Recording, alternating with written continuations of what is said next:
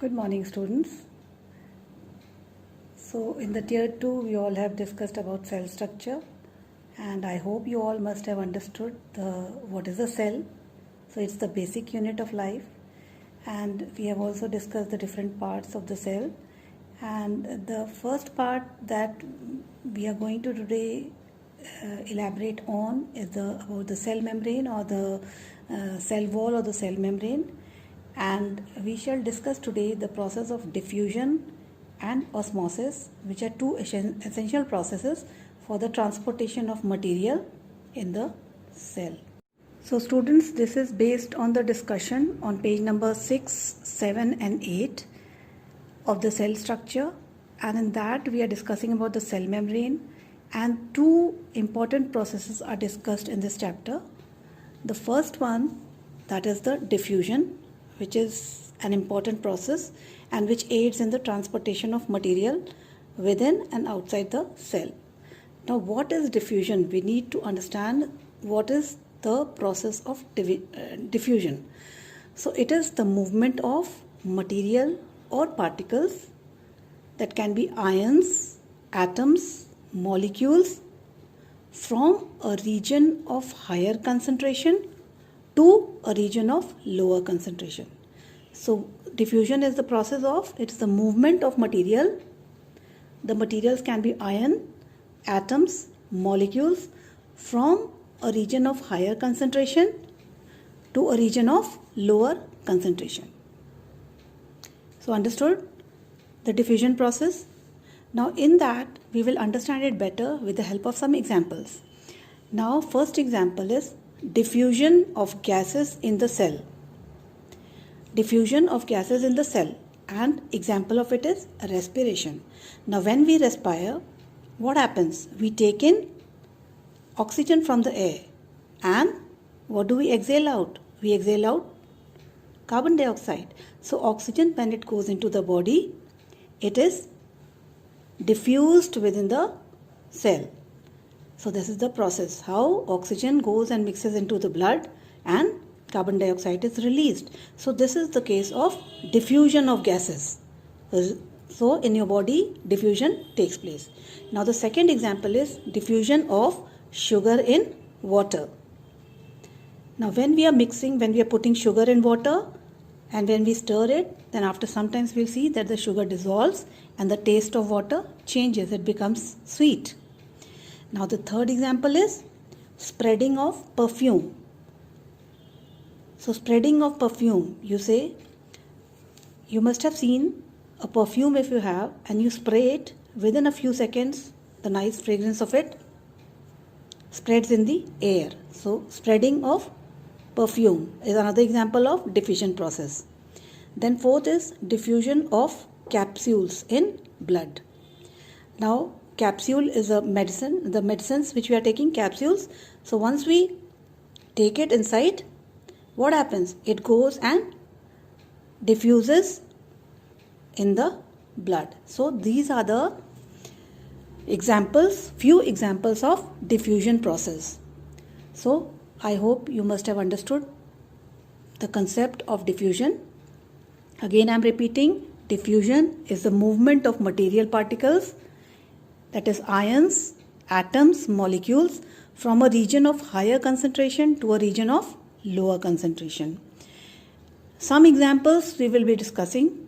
First is the diffusion of gases in cell respiration, that is intake of oxygen and exhaling of carbon dioxide. So oxygen, when it goes into the body, it dissolves in the blood. Now the second example is diffusion of sugar in water. Then third example is spreading of perfume. And the fourth is diffusion of capsule in blood. Now when we are taking medicine, which is in the form of capsule, when it goes into the body, it dissolves in the blood. So this is example of diffusion. So students, this is the process of diffusion and how material is transported within the cell and outside the cell. So this is one of the important process. I hope you must have understood. Now students, we understand the other process of osmosis. Now diffusion and osmosis process both are related to each other, but they have a few differences. Now see, osmosis, we will understand this process now. It is the movement of solvent molecules through a semi or partially permeable membrane from region of higher concentration to that of lower concentration in order to balance the solute concentration. Now here there is a semi-permeable membrane which permits few things to enter into it and few things to exit from it. Now semi-permeable means only few things can enter within the cell and few things can exit from the cell. This is the difference in osmosis and diffusion. Now in diffusion there is no permeable membrane, there is no semi-permeable or partially permeable membrane, but in osmosis process there is a semi-permeable membrane, and again it is the movement from the higher concentration to that in the lower concentration. Now few examples of osmosis which you will see is water absorbed by roots. Now when you give water to the plant, so you see that there's after some time the water disappears. What happens? Now water is absorbed by the roots and that water is transported within the body of the plant. So this is a process of osmosis, water absorbed by roots. Second is raisins swell in water. Now when you soak raisins in water, they swell, they increase in size. Then third example is gram, that is chana. Gram increases its size when it is soaked in water. Then another example we'll take is rice swells when soaked in water. So these are few examples of osmosis. So there's a slight difference between diffusion and osmosis. So I hope you have understood both the processes. And in osmosis we should remember that there's a semi-permeable membrane or partially permeable membrane which permits few things to enter within the cell and few things to exit from the cell. Now we shall understand diffusion and osmosis process with the help of some activities. Now students, we shall understand the process of diffusion. Now in this, you see this activity, here there's water in the glass. It's transparent, white, clear water, and here there is sugar. What is this? This is sugar. Now what you do, you take and you mix. You put sugar in the water, put some more sugar, and you keep on stirring. See, you stir, and after some time you will see, you keep on stirring, and after some time you will see that the sugar dissolves in water. After stirring, you can see after some time that the sugar dissolves in water. Yes, so this is the process of diffusion. You can take salt with it. You can alternate with salt. You can also mix lime juice in it, and a lemonade can be prepared. Lemonade. See, you add sugar and lemon to it, so it becomes a lemonade. So what is the process? This is the process of diffusion. You can do this activity at home if you want to understand the process more better, and you can do it yourself. Try to do it.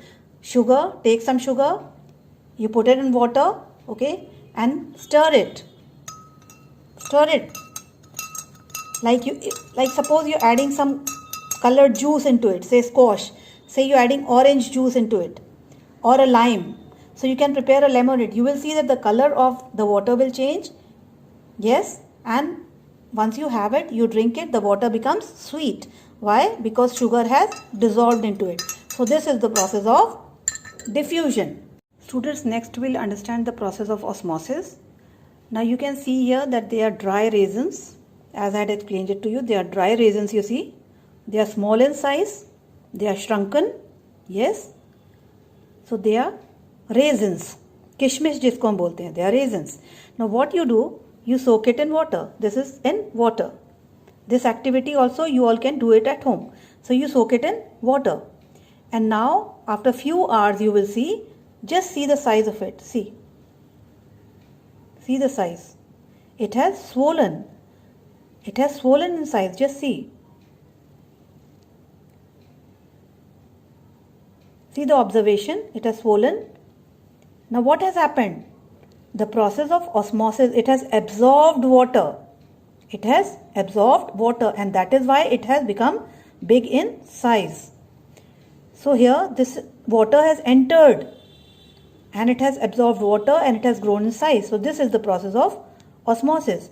Now other thing that I have taken, just see, I have taken some gram. This activity you can try it at home if you want. Just see, this is gram. This is dry. It is small in size. Just see, it is dry.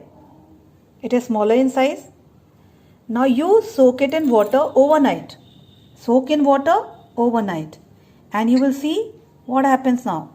Just see. It has grown in size. It has absorbed water. It has become soft. And it has grown bigger in size. So here it has absorbed water. And this is the process of osmosis. So students, I hope you have understood the process of osmosis. That is absorption of water, where the size increases, where it increases in size, it absorbs water and increases in size. So this process shows osmosis, and the previous one which I showed, this is taking sugar, putting it in the glass of water and stirring it. It becomes a sweet solution which you can drink. When you drink, it becomes sweet water. And when you add lime juice also, so it becomes into a lemonade. So this is the process of diffusion. And this process which I showed you, this is resin and swollen resin, gram and swollen gram. So this is the process of osmosis. So students, I hope you must have understood the difference between the students. I hope you all must have understood the explanation of page number 6, 7, 8 and 9, and the two processes mentioned over here, diffusion and osmosis. And the concept of diffusion and osmosis must have been clear by the activities which we conducted, and you all try to do the activities at home, which will make your concept much better to help you understand more nicely the concept of diffusion and osmosis. Try doing the exercises which are given on page number 6, 7, 8 and 9. And if you have any confusion, you can ask. Thank you.